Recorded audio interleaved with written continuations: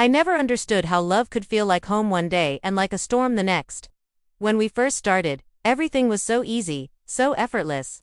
His messages, the sound of his voice, the specific way he said my name, it all made me believe I had finally found someone who saw me, really saw me. But love doesn't just break all at once. It cracks slowly, almost silently. I started to notice it in the little things, like the way he'd stop listening mid-sentence, or how his eyes would drift to his phone while I was talking. The phrase "I'm busy" became the new foundation of our conversations. I kept making excuses for him, telling myself he was just stressed from work, tired, or distracted. It was far easier to believe that than to admit the painful truth. He was slipping away. One night, I gathered the courage to ask him directly, "Are we okay?" He smiled, but it wasn't the smile I fell in love with.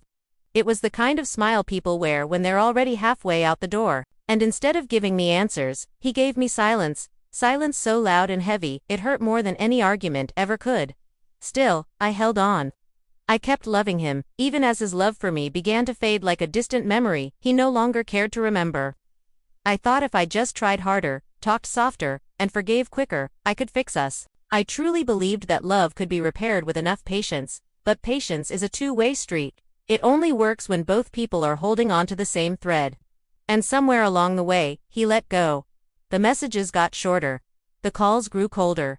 The man who once stayed awake all night just to hear me breathe now struggled to reply with a single word. Yet, I stayed. I stayed because walking away felt like ripping out a piece of my own soul. What I didn't realize was that the real, gut-wrenching pain was still waiting for me, just around the corner. The moment I finally discovered why he had changed. You see, the truth has a funny way of arriving quietly, in moments you are least prepared for. I wasn't snooping, I wasn't searching for anything. I simply picked up his phone when it buzzed on the table beside me, and there it was. A name I didn't recognize. And a message I will never, ever forget. "Don't worry. She still thinks we're fine." In that instant, my hands didn't shake. My breath didn't catch in my throat. It was a feeling stranger than pain. It was clarity. The kind of clarity that hits you like a splash of cold water after months of burning confusion. Suddenly, everything made perfect sense. The distance, the silence, the fading affection.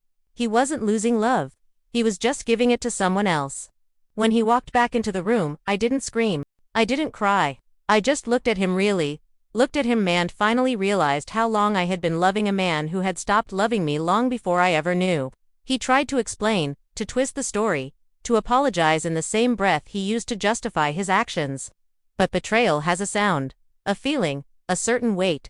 And once you feel it, nothing he says matters anymore. So, I did the hardest thing I've ever done.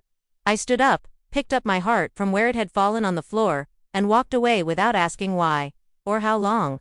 Because sometimes, the most powerful form of closure is choosing not to need any.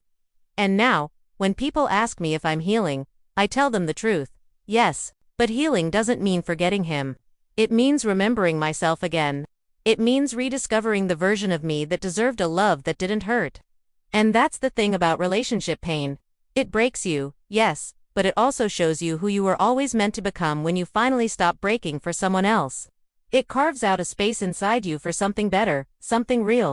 And in that space, you learn to rebuild, to grow, and to love yourself with the same fierce devotion you once gave to someone who didn't deserve it. You find your own strength, and you realize that you are always whole, even when you felt broken. Thanks for listening. If this story resonated with you, please subscribe for more.